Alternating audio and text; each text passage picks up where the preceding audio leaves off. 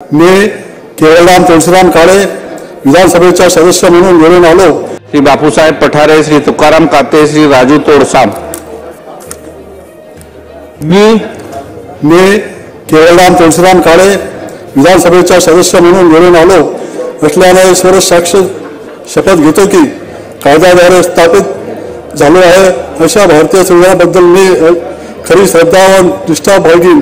भारताचे सार्वभौमत्व एकात्मता उन्नत राखीन आणि आता जे कर्तव्य हाती घेणार आहे ते निष्ठापूर्वक पार पाडीन।